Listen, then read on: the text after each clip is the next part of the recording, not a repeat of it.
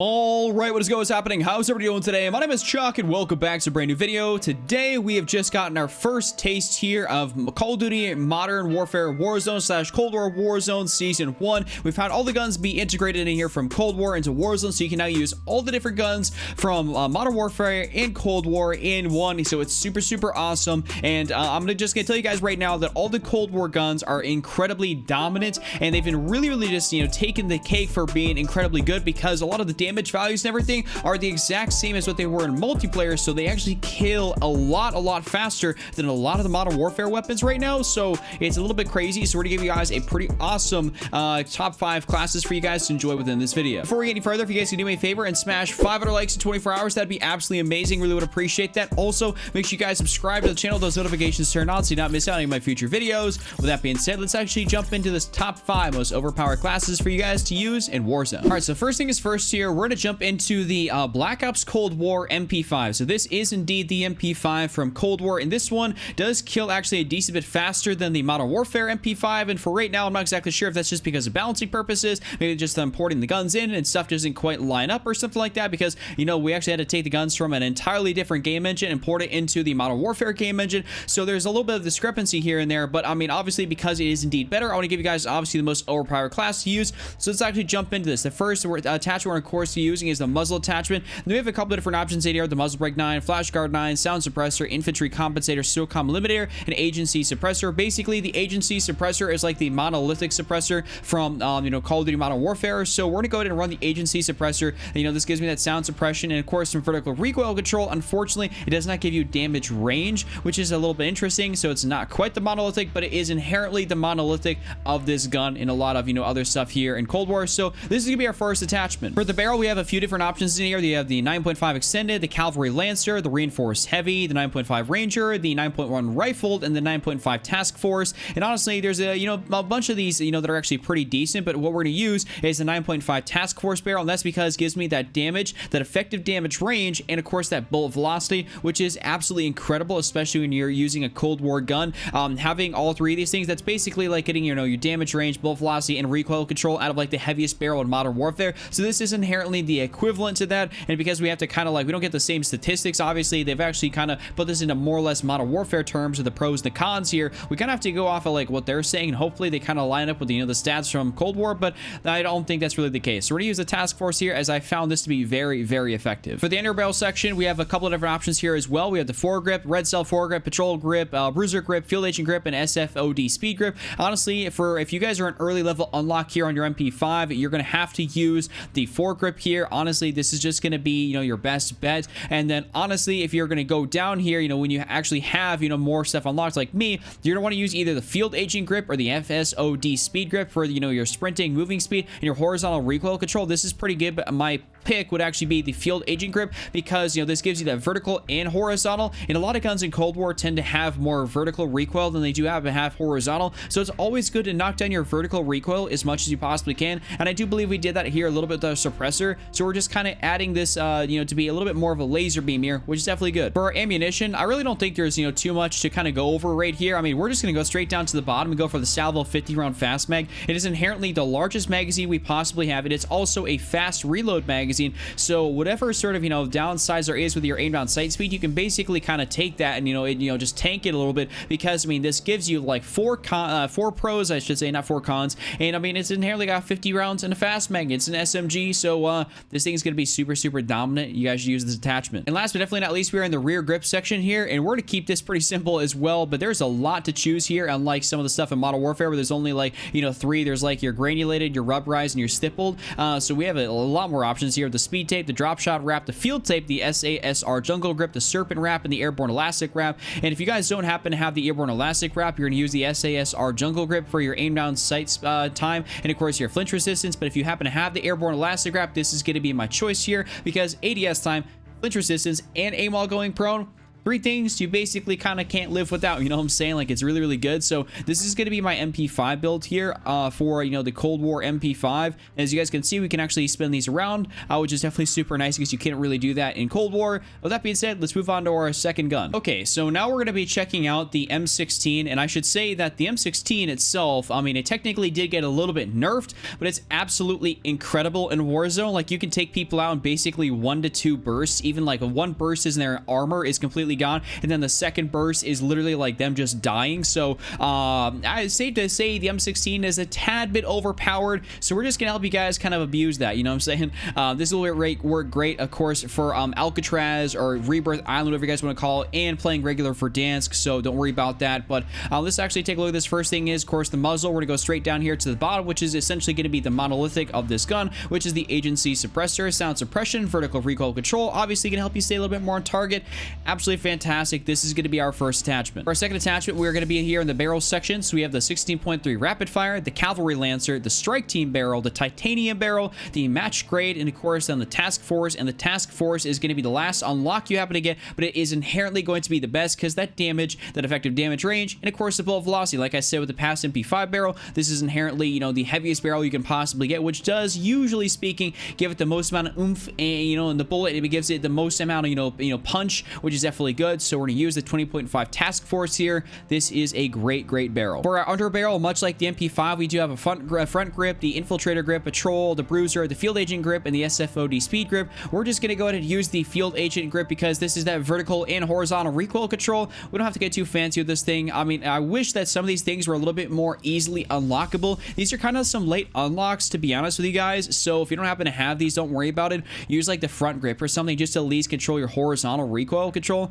But I mean, we're just going to go ahead and use the field agent, and this is going to be my choice right here. For the ammunition, I mean, you can kind of use this. You can have a little bit more, you can be a little bit more liberal with this. I mean, you can choose between a couple of things. Like there's the 45 round speed mag, which is definitely good. It's only a 3-round burst gun, so you don't inherently need like super, you know, crazy amounts of ammunition. But if you want to go a little bit overboard with it, you can definitely use a salvo 60 round fast mag. And of course, I mean, you're going to get a lot of bursts out of this thing, just because it's only a 3-round burst, and you have, you know, basically 30 bursts in there, or, you know, if 20 bursts in there of 3 rounds to equate out to 60. Had to do a little bit of quick math right there, but you guys get what I'm saying. You can use the salvo 60 round, or you can use the 45 round. It's really just kind of more or less up to you guys. But if I was you, I'd just use probably the 45 round, as that's probably going to be more than enough for a 3-round burst gun, and you'll probably get enough kills or enough downs, partially because it also only takes like 2 bursts to kill people.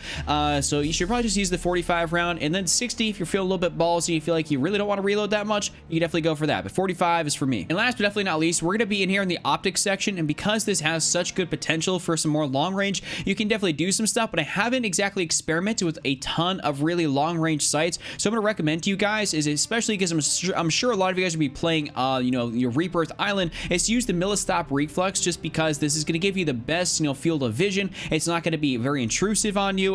It's going to be really good. I mean, you're not going to be picking people off from like super crazy distance in Rebirth Island, so I would just use a red dot just to kind of more or less, you know, be fluid with it, and just, you know, use you know, something that's gonna, you know, be decent for all of your engagements. I wouldn't go too crazy with it. So we're gonna use the millistop reflex here. Now this is gonna be my M16 setup. Hopefully you guys enjoyed this one. You guys should definitely check this out because this will 100% probably get patched at some point with how good this thing is. Absolutely ridiculous. Next up, let's actually jump in here to another Cold War gun. This is gonna be a lot more Cold War exclusive because these guns are so much better than a lot of the Modern Warfare ones right now. So this is gonna be the Krig 6. This is the utilitarian. This is just another variant. I mean, it's just an all black variant, so if you guys want to get that one, I do believe it's in the battle pass. I did buy all the way through the battle pass, so I just like to point that out for any of you guys that want to take a look at that. The first thing is first, obviously muzzle category, going straight down to the very bottom. Don't gotta explain this one too much. Agency suppressor, once again, of course, is the monolithic. I'm not just gonna, you know, talk over and over again about it, so we're gonna throw that on there. Let's move straight into the barrel section now. So obviously we have a couple of different options in here: the ultralight, the cavalry, the contour, the ranger, the takedown, and the CNW mil spec. So this gives you your damage and strafe speed, and usually speaking, the last barrel when you unlock a Cold War gun is going to be the inherent best one. But honestly, this really isn't the best one for the Krig, and in my personal opinion, I've actually really liked using the 19.7 ranger or the 19.7 takedown. It just kind of depends on it, and honestly, using the bullet velocity has helped me out a lot in multiplayer, and I've used this a tad bit here in Cold War, but I don't have enough experience to really say that, you know, this is going to be, you know, 100% the best over the takedown. So kind of experiment between the two of these here, and I should say that, you know, I really like the bullet velocity because it will will make your bullets register faster, and because you don't need a lot of damage range, because, you know, Rebirth is not a super long range map, this could end up being a lot more beneficial to you than using something that's going to increase your effective damage range, because you're not going to be going for crazy long shots really anyways. So good to use I just say use probably the Ranger, just play it safe, and go and try this out. For the underbarrel section here, let's actually go straight down to the very bottom for the last two grips here, which is going to be the Field Agent grip, the SFOD speed grip. I personally, like I say, like the Field Agent grip. This happens to be the best one for me. This is kind of like the Commando 4 grip of the game. It's just pretty good at everything. It doesn't really have too many downsides. So if I was you guys, I'd just throw on the Field Agent grip unless you feel like you just don't need that vertical recoil control and you can just deal with more horizontal and you want more, you know, sprinting move speed. Then honestly, I mean, you're just going to need the Field Agent. In my personal opinion, this is what I use on my Krig all the time. So if I was you guys, just run the Field Agent grip. For the ammunition thing, this is also another one of those personal preference things, but for me, I mean, listen, we're going straight down to the bottom of a 60 round magazine kind of guy, and we don't have access to this stuff here in Cold War multiplayer. So the fact that you actually do have access to a Cold War 60 round magazine is fantastic. Like on the MP5, we don't have access to the 50 round in multiplayer. It only goes up to 40. So because we actually have access to some of these guns now and some of these options, this makes it very, very competitive and also probably a lot better. This is kind of like, in my opinion, another version of the Kilo 141, which is definitely a meta weapon in Warzone right now. So you guys should definitely go ahead and use the 60 round magazine on this. And to finish this off, because the iron sights are a little bit wonky on this gun, and I want to make sure you guys can see exactly, you know, what you're shooting at, we're gonna go right down here to the Microflex LED, because this is what I think the best, you know, sort of red dot to use on any sort of AR. If this has the option, if your AR has the option to use the Microflex LED, it is going to be the cleanest, the most easy to use. I just really, really like it. So go ahead and run the Microflex. This is going to be an incredible Krig setup for you guys. I mean, you guys are going to absolutely dominate Cold War with this thing. I mean, I really, really like using this in Cold War Warzone. I mean, dude, it's just such a good weapon. Seriously, go try this out. All right, so now I have to talk to you guys about another sort of meta weapon in Cold War, which is going to be the AK-74U. This is basically like the competitor to the MP5, and as you guys know, the MP5 is incredibly good, and a lot of pros are actually using this over the MP5 because it does have, you know, pretty good kill ability here. So let's actually jump into this thing. So this has some more unique attachments, but let's check into the muzzle here. What we're going to go ahead and do is, of course, go down to the bottom. Basically, this is the GRU suppressor, the more or less monolithic of this gun. Sound suppression, vertical recoil control, does the same exact thing as all the other sort of, you know, last suppressors you unlock, but of course, it's just got a bit of a different name and, you know, obviously a different look to it because this is an AK weapon. So we're just going to go ahead and use the GRU suppressor. Now let's jump into the barrels here. We have the Extended, the Cavalry, the VDV Reinforced, the Liberator, the Rifled, and then the 10.3 Task Force. And much like the MP5, the 10.3 Task Force is going to be your best barrel to use. Damage, effective damage range, bullet velocity, all these things are going to be absolutely key for you winning those gunfights. So go ahead, run the 10.3 Task Force. This is an incredible barrel. You guys are really going to like this one, and like I said, it's a last unlock. So if you don't happen to have, you know, something like this, I would just recommend running the VDV Reinforce until you happen to get all the way down to the Task Force, because I know it can take a long time to rank up your guns. For our underbarrel section, if this is an early level unlock here, just running the regular foregrip, it's always going to be good. It's never going to do you wrong. I mean, I think it's super good.